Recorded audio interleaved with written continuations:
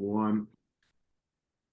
Welcome back to a much more somber and angry episode of the Goonery. Week 2 is under wraps, and Chicago Bears are 1-1, lost by 6 in Houston to a Super Bowl contender.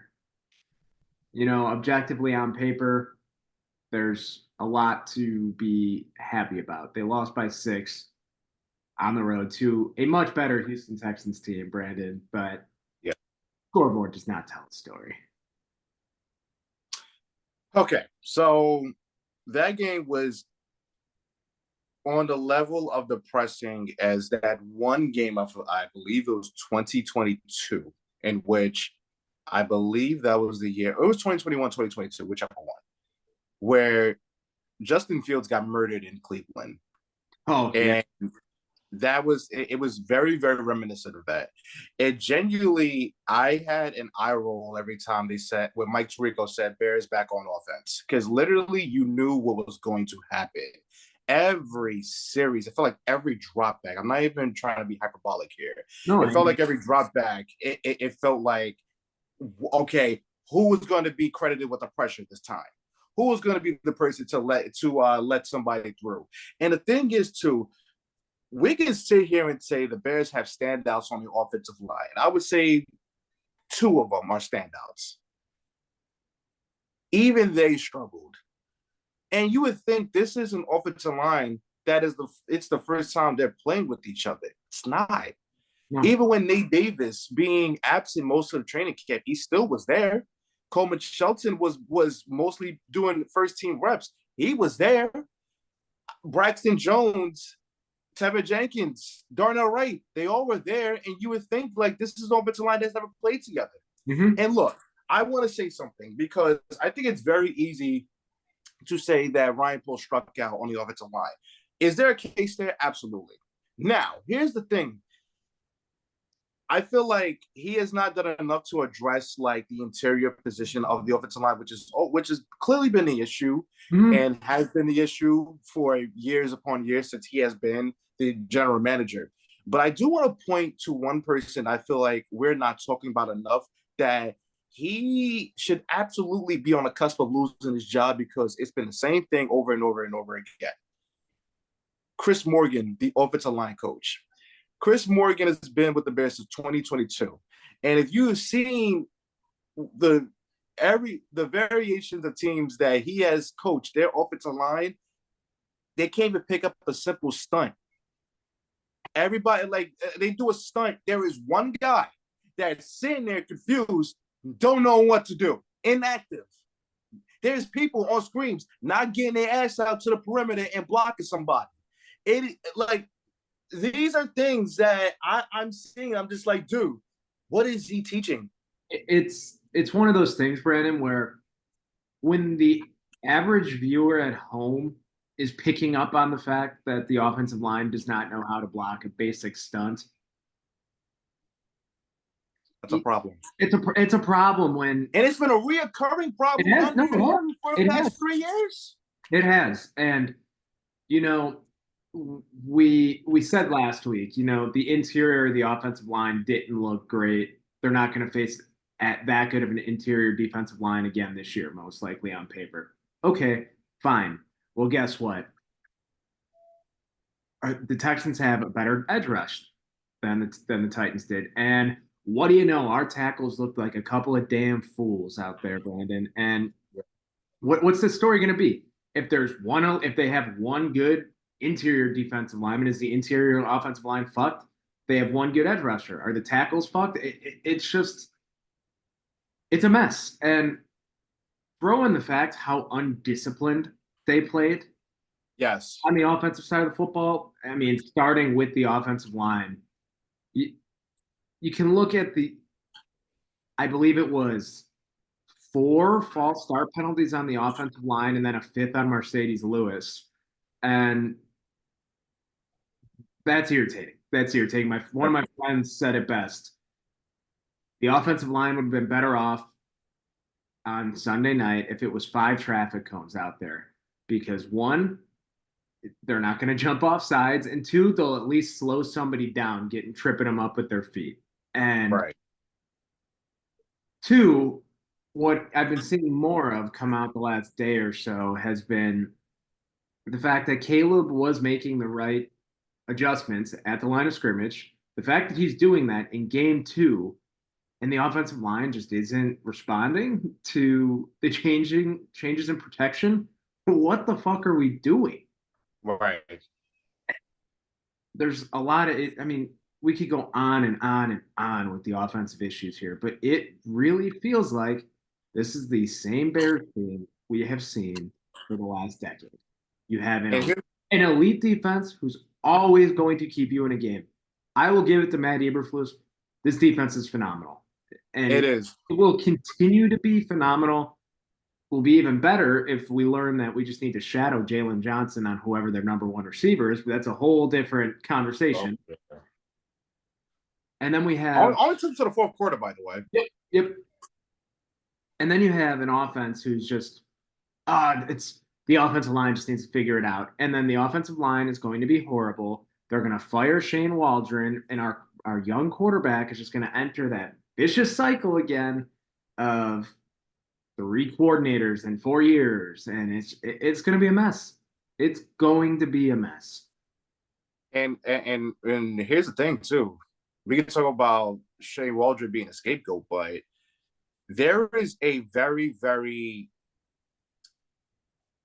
there's a bad aura around it when DeAndre Carter is the main guy you guys are focusing on in the gameplay.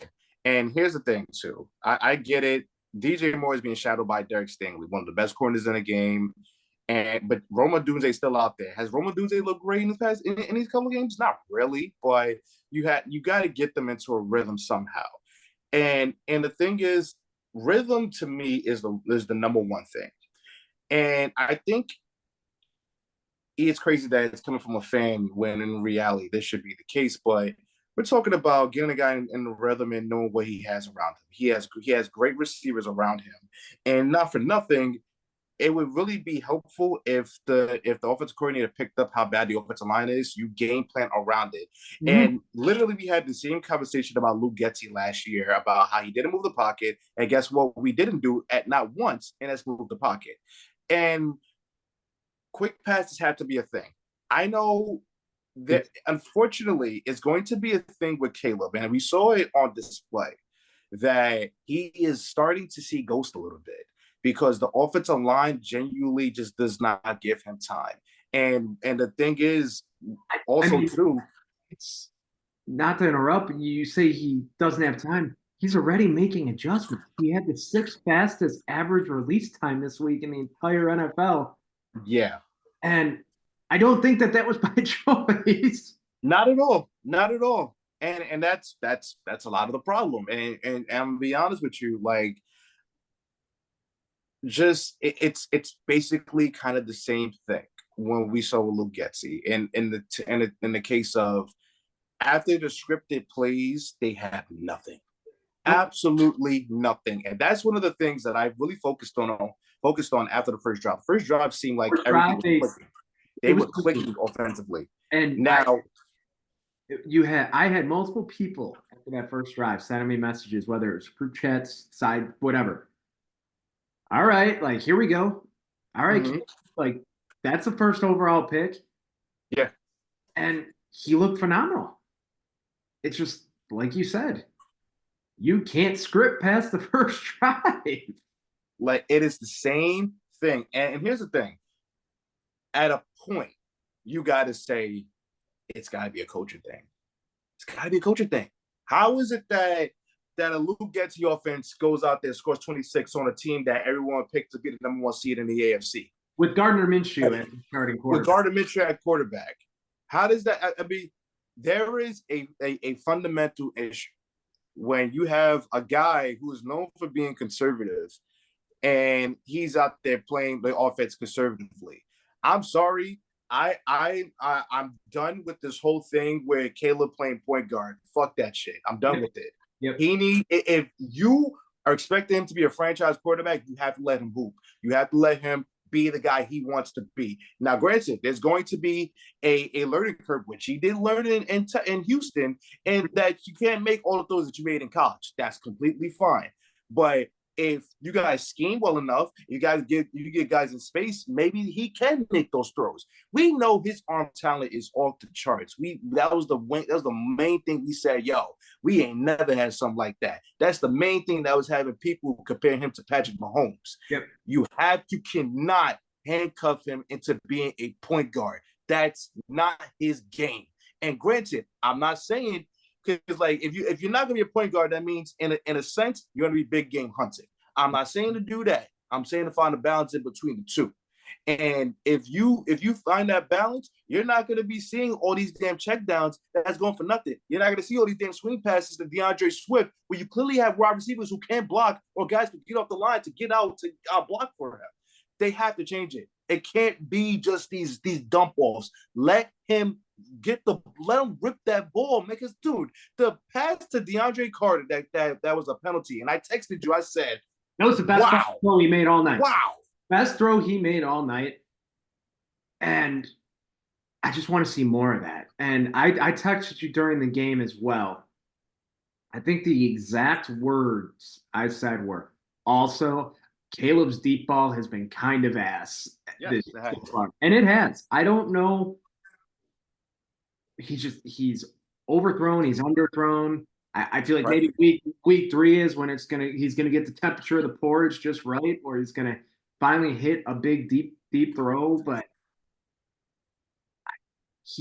I really think again, this is just all coming back to him not feeling like he has the time and the opportunity to really plant his feet and just let it rip. And it's just a lot of off balance throws.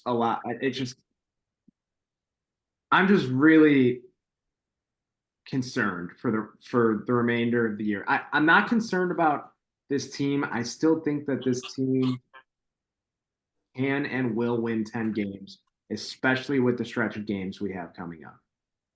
I think that these next 7 games, I think 5 wins is a realistic expectation. I mean, look. With the way the defense has been playing, I just find it very hard to believe that they can't drag our asses across the finish line for at least 4, and the offense can play somewhat okay for 1. I mean, if you look at the schedule, this defense is going to give Anthony Richardson nightmares next week. Like, it should. There's no reason it shouldn't. He's had nightmares pretty much all year so far, outside of 1 throw. I'm 2. No, yes. I mean, don't get me wrong. Anthony Richardson, I think, has like 99 throw power with like, I don't know, 40% accuracy, and he's an athletic freak. He's created in a lab. He's a more put together Joe Milton, if you will, in terms of ability. But you have the Colts. They had some weird stuff going. I mean, that Colts team should not have fucking lost to the Packers with Malik Willis at quarterback. They you know what they should have, because that's just what the Packers do. That's just what they do. They plug and play. And they'll just, because this is what happens when you have a coach that actually knows what he's doing. Yeah, that is painful to admit, but you are correct. But then you have a depleted Rams team who, no Puka Nacua. Cooper Kupp's not going to play. Their offensive line is just broken. Yeah, they're done. You have to win that game. So, sent you a tweet earlier on the topic of the Rams, Brandon. Eberflus, I think it's clear he's still a fucking moron, for lack of a better term. I mean, quite possibly 2 of the worst coaching challenges I've ever seen in a game ever. It was reminiscent of. Do you remember? I know what you're gonna say. This isn't even a Bears game. This is not a Bears.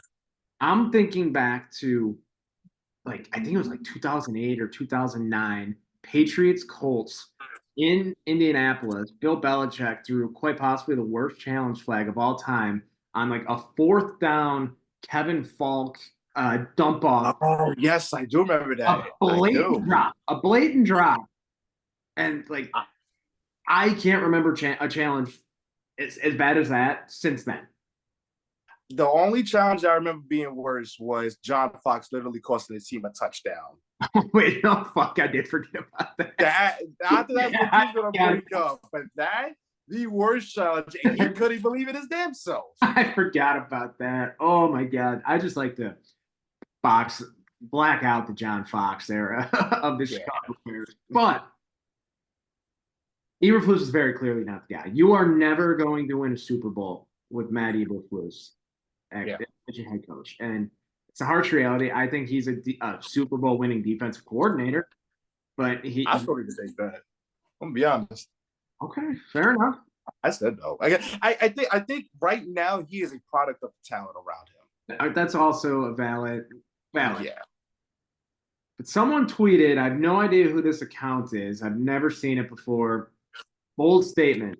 As I see the LA Rams heading towards a rebuild and McVay reportedly only having 2 more seasons left on his deal, if I'm McVay, I don't want to stick around for a full rebuild. If I'm the Bears, I fire Flus immediately and send the Rams the Carolina 25 second round pick, which is most likely obviously going to be the 33rd with how that team looks, and then the 2026 first round pick for McVay. I'm not typically someone who thinks you should trade picks for a coach. It's been a disaster more often than not. I think I would be all in for that. It's so bad week 2 we're talking about a coach wish list, but let's say that is the case. Who would say no? You got look, man, you gotta give up picks to get somebody. You gotta give up picks to get what you want. And if that is the case, we're going to fire Eberflus. Sean McVay would be at the top of my list. But I gotta be honest with you. There is a guy, and this is gonna sound silly if you strictly look at the numbers. People think, why would you want to hire that guy?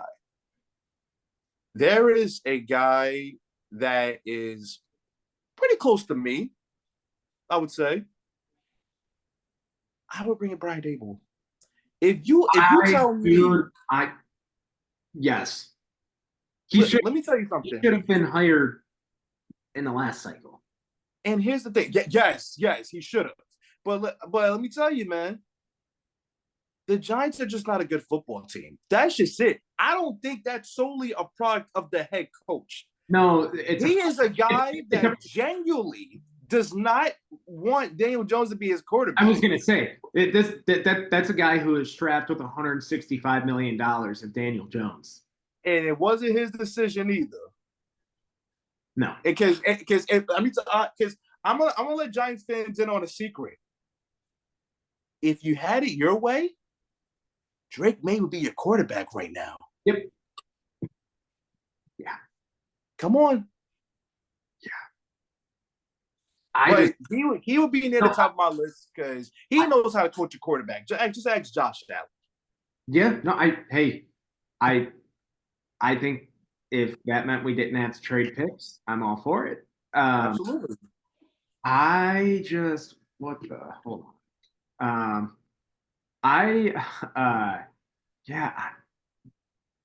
Dabble. Yeah, I mean, is it odd of me that I think less of him now that he's not fat? Like I thought that when I always look at a fat guy and I'm like, that's a good football coach. There's something dumb in my brain, but it is. Here's the thing: when you see a bald, bearded, fat white guy, you're gonna see him like that for the rest of his life. Yep, and I don't care how skinny he gets, how ripped he gets. He's always gonna be fat to me. He's always gonna be 330 pounds of just meatball. And I know Ozempic when I see it, and I'm proud of him because he's saving his life. Good for him.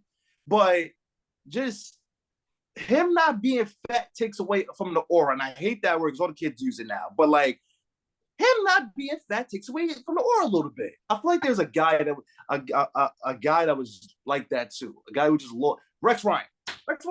Oh, don't even get me started on Rex. Yeah. Rex Ryan looks like a guy he looks like fucking Kent Brockman from The Simpsons now. like literally, he became less of a ball coach when he decided to lose weight and get veneers. Yep. That's why he's on TV. That might be the worst set of veneers too. I mean, that man didn't even try and hide it. He said, "Give me the most bleached pair of teeth you got." Literally, and guess who followed suit? Roman Reigns. They got the same damn teeth. Yeah, Romans do kind of look like piano keys. Hey, John Cena said it, not me. Oh man. But back back to schedules.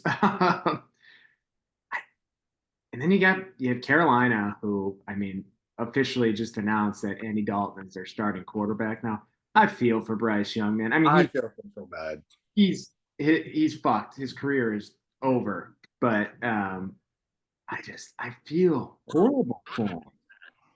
I do too, and genuinely, I he's one of those cases. I genuinely believe he goes somewhere else, he could be more comfortable because being in Carolina is it's It, not. it's that sentence. I mean, Baker Mayfield, his career is revived in Tampa. He looked like a shell of himself in Cleveland, and he's better now than he was in Cleveland. So, Yeah, and I mean, it's only been 2 weeks, but you have to look at Sam Darnold too, and just be like, is it just Carolina's cursed? it could be, but like they could mess around and win next week with Andy Dalton. They're the most unserious franchise of all time, man. It's like It you are. What are you pulling your second year first overall pick for? Obviously, he's been horrible. He's been the quite possibly the worst quarterback I've ever laid my eyes on. Who's gotten an extended period of starts, but what are you bringing in Andy Dalton for an attempt to maybe go 6-10? Like what are we doing? What are you? Because seriously, in the NFC South right now, and I'm not saying the same success is sustainable. I don't think it is.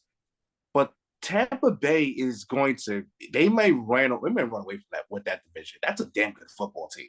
Um, And you got Atlanta, who I do think, even though they're 1-1, I do think the Eagles pissed away that game more than the Falcons winning the game. I agree completely.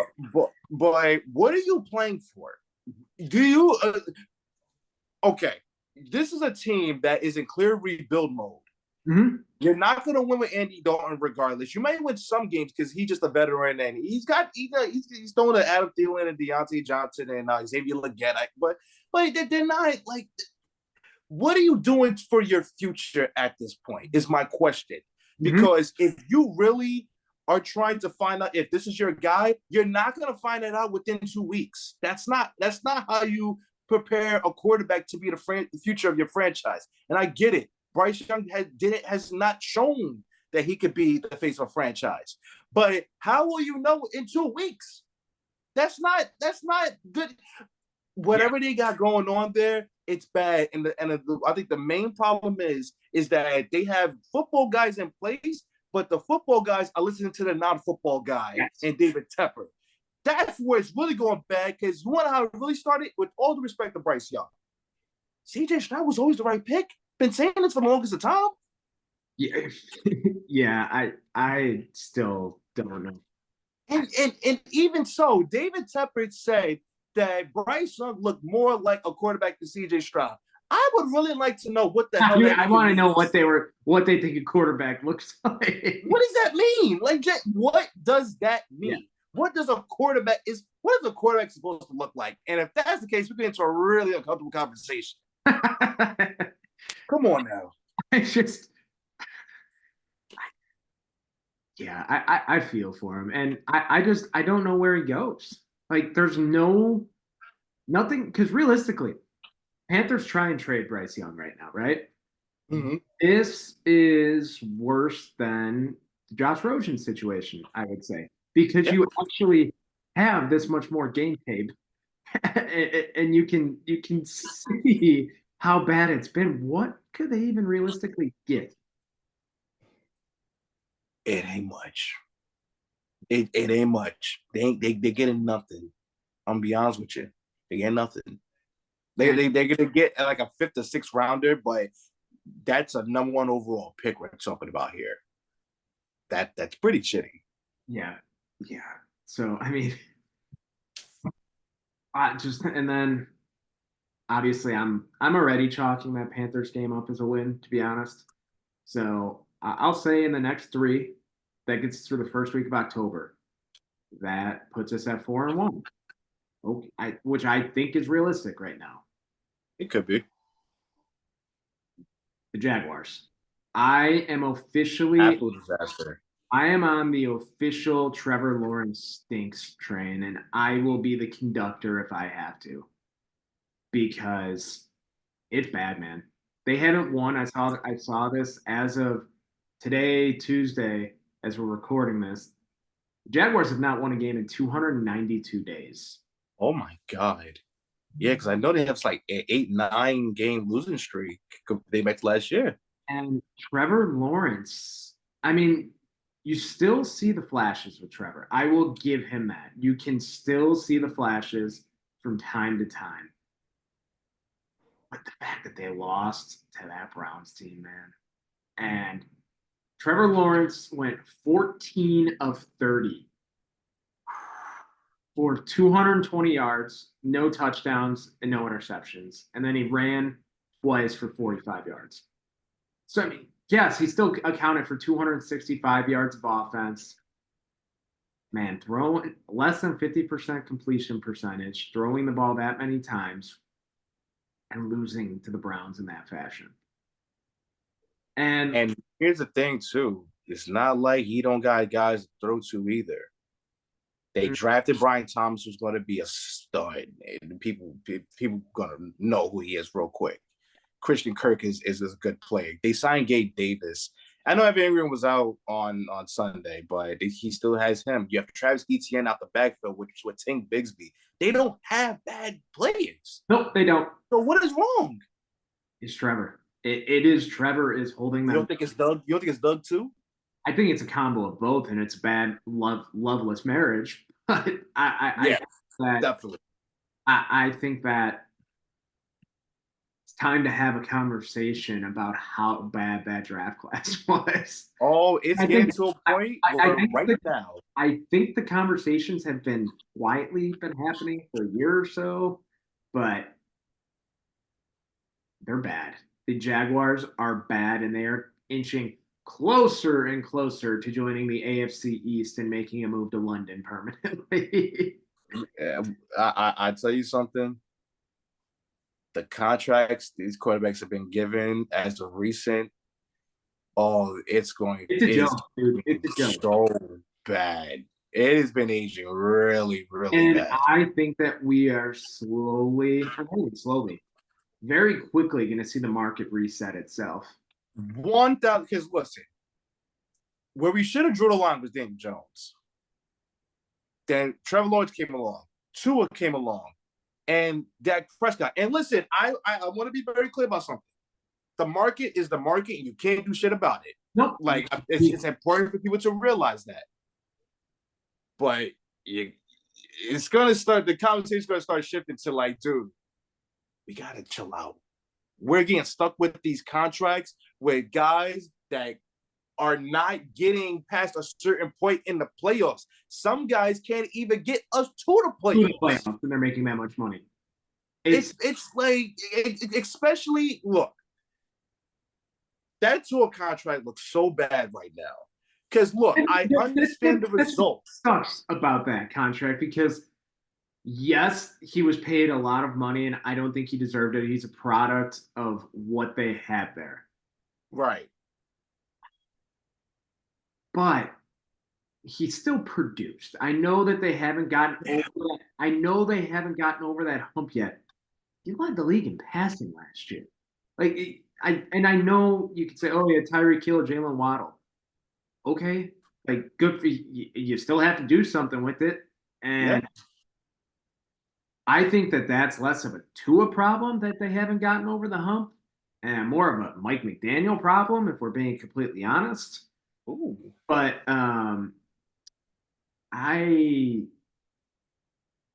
Tua contract paid too much money, but I do not think it will be looked back on as poorly as most of these other contracts. It really depends if it's becoming a constant issue of him getting concussed. That's why I think Yep. it's a bad contract, because if the history speaks for itself, and it's going to get to a point, and I understand he wants to keep playing football, but there could actually be a point where he could get medically disqualified, and what's going to happen then? If I was to it, look, you give me that money, I get concussed another time, I'll take the money and go. You ain't got to tell me twice. Yeah, man. I applaud the Dolphins for putting him on the IR today. Yeah, they did the right thing. And publicly saying that we want him to consult with outside neurologists. Yeah. It's scary, man. I mean, how many times can you see Tua go down and do the thing with his fingers? Before the league has to step in, man. And I think he is beyond the point of a guardian cap doing anything to protect him. And it's scary. It's a scary situation. And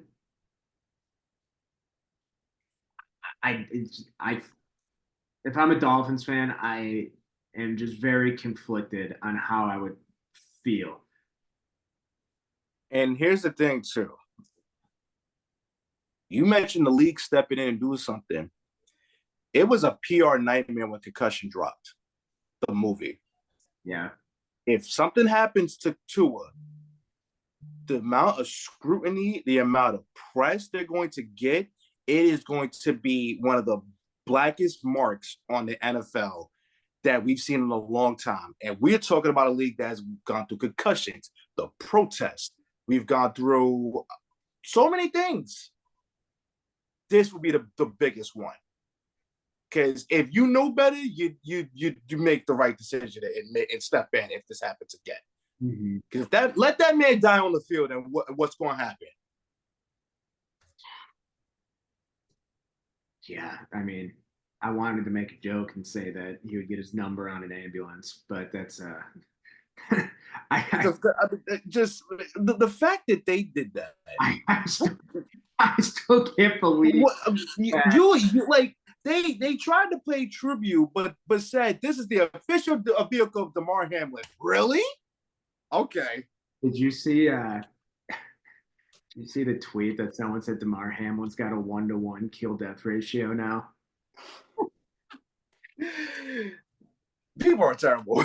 People are terrible, and holy shit, did I laugh the first time.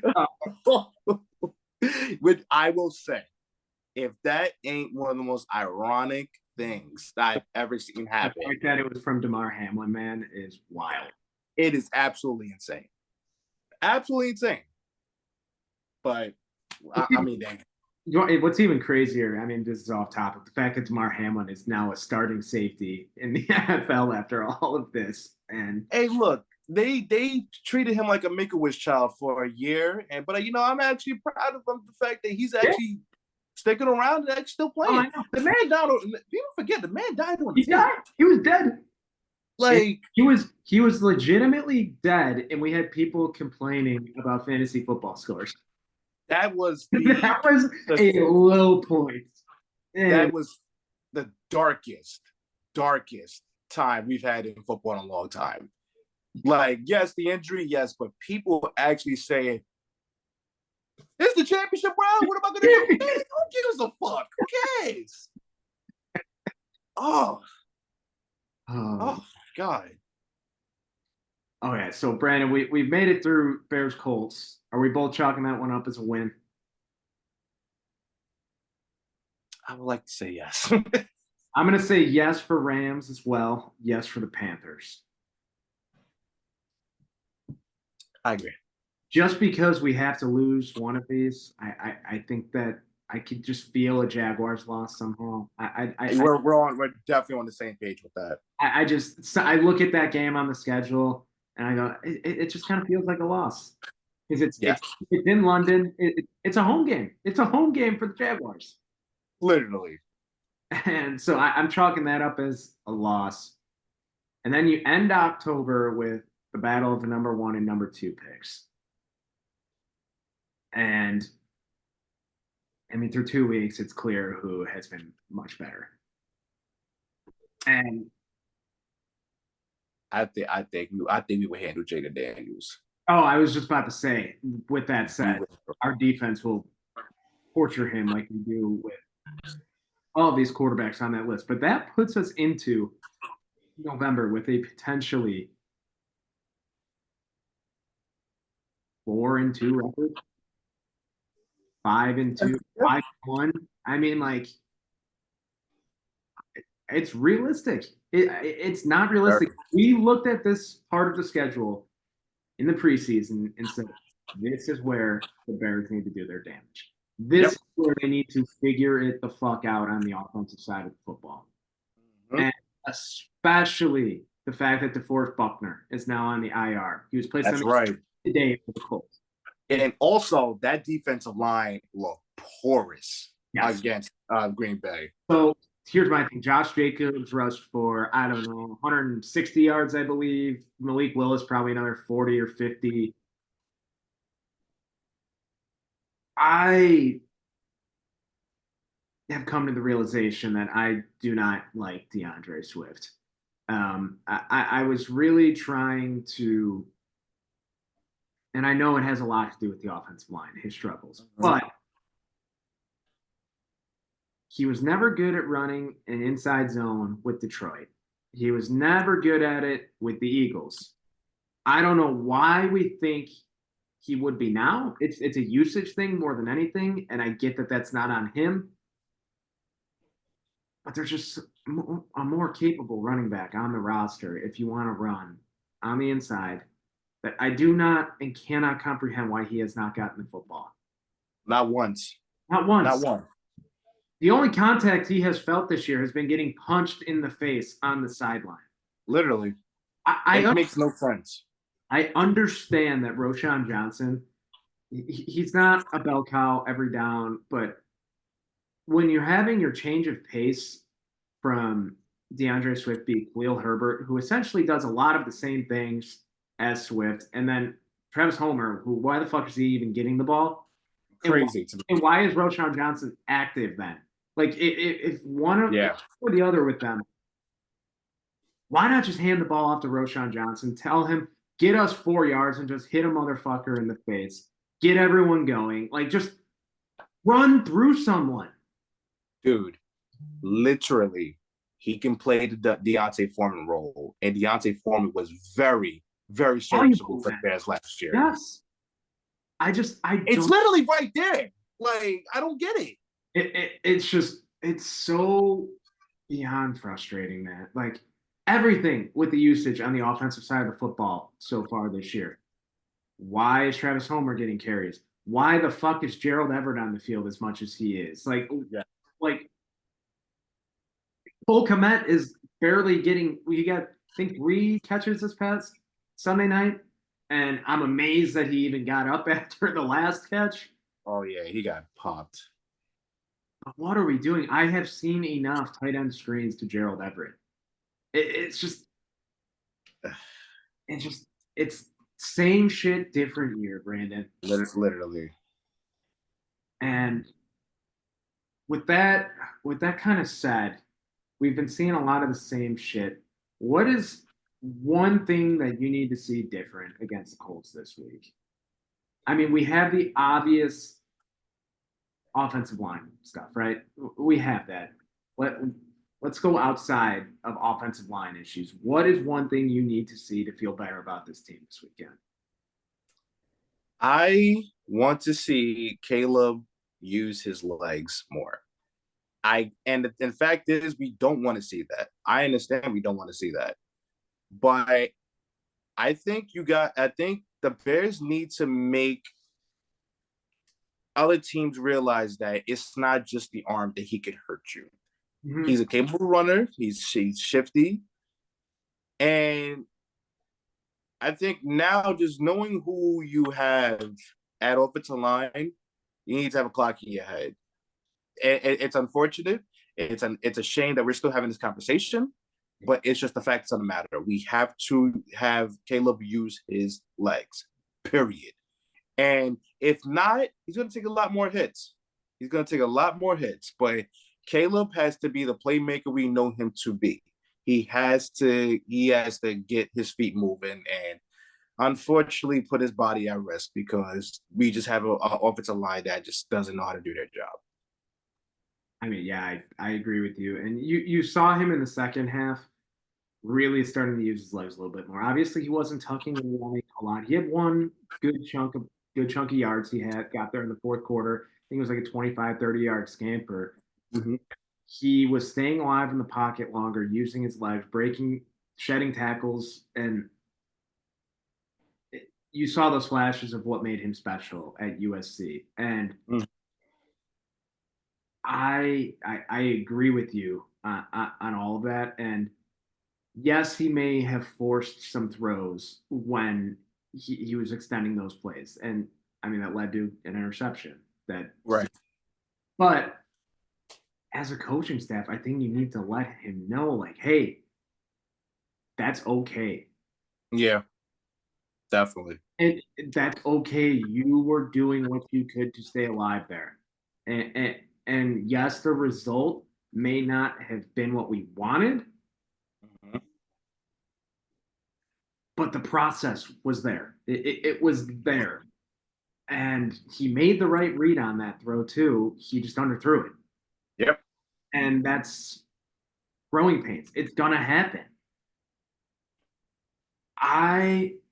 From my perspective, this is going to sound dumb, meatball. I don't care. I need to see better body language from everyone on the field this week. I agree. You saw Caleb do the pouty face, the same one that Fields did. You remember the infamous picture on the sidelines? I saw someone post side by side. I get why Caleb's dejected. I understand it completely. I don't like that. I don't like seeing DJ Moore look pissed off and dejected, especially after signing that big contract extension. I know that the rapport between him and Fields, I mean, at this point, much, much better. Yeah. It's 2 games. I understand his frustrations, but you have the C on your chest, man. It's a rookie quarterback. You can't be doing that. I know that you're one of the elite wide receivers in the league. You got to be there to pick him up. And yeah, you really weren't seeing this on the defensive side of the ball. It was all on the offensive side of the football. I mean, the offensive line just looking completely dejected. I mean, fuck, I would look dejected if I was doing that poorly as well. Yeah. But I don't know. Do the little things right and at least not cost your team 5 yards repeatedly by jumping off. Like it's that simple. And then when you're all looking like exhausted, pissed, like it's your own fault. Like at the end of the day, it's your own fault. Nate Davis, you can't be running around not knowing who you're supposed to hit and on the same whipping. He looks lost all the time. That was quite possibly the worst clip I've ever seen for any offensive line. I mean, just like you know the exact clip I'm talking about. Yeah. And I still can't believe Darnell Wright of all people. Of all people. That may have been the worst game of his pro career. It was 2 false starts and just completely whiffing multiple times on edge rushers. And he looked horrible in the run game too, which that's what he's supposed to be elite at, right? Right. Atrocious. We did not bitch about Darnell Wright one time last year. Not once. What I can remember, once. We all loved him. I mean, like, I still am all in on Darnell Wright as the right tackle of the future. 100%.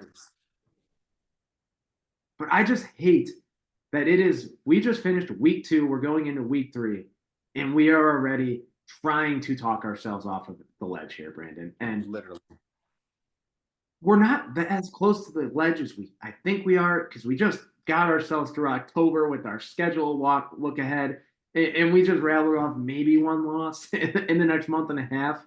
Well, so it should be. It's what it should be. And we're not in as bad of a spot as we all think.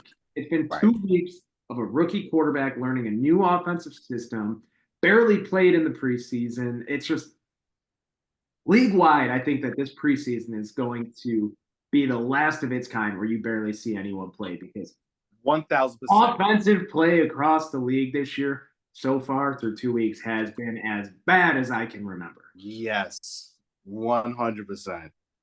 And I feel like this was the first year where it was like as noticeable. I should say Mm-hmm. like in your face about it. Like, yeah, no, starters just aren't even going to suit up. What about their Right. 2 drives? Like get some type of game speed. It's it's only week 3, Brandon. There's Only week. a lot of bright days ahead. And here's the thing. I want to be very, very clear. From what I saw this weekend, the Bears are just an offensive line away.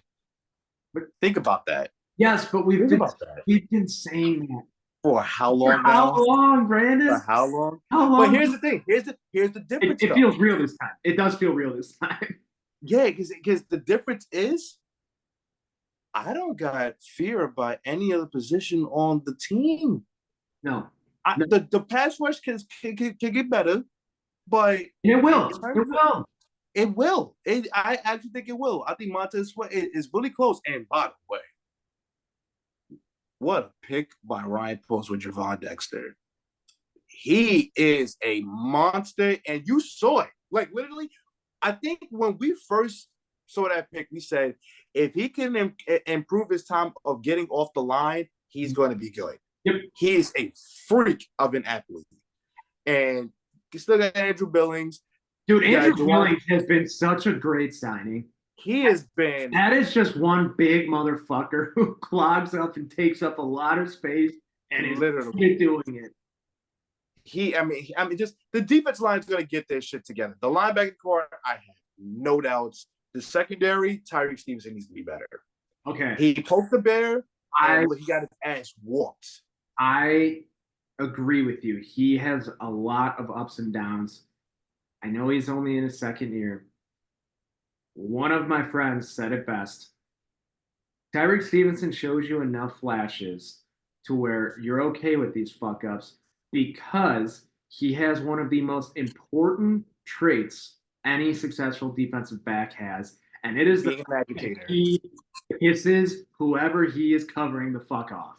Yeah, that's a really good point. He's an agitator. Yes. He's a C.J. Gardner-Johnson at this point. Yep.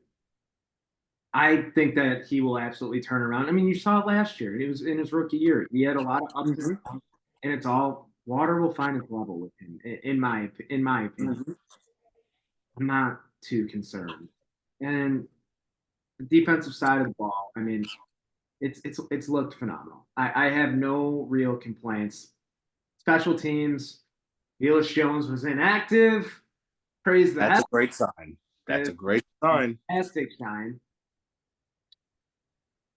And Torrey Taylor might be the best player in the entire fucking league. Like, I know Caleb said, "Hey, don't worry, you're not going to be punting much." And he's been doing nothing but punting. I don't even fucking care because he deserves every game ball possible if he's going to be doing shit like that. There was a certain thing I said about Torrey Taylor when we drafted him. He's going to make the defense better because he's going to put them in really bad situations. And look what's happened. It's elite. Like, he legitimately he should make the NFL top 100 next year, and I'm saying that through 2 games. Hey, look, man. If that defense is going to be ranked high, he's going to be a very big reason for it. So I am not against it. Yeah. Oh boy. Very up and down episode here, Brandon.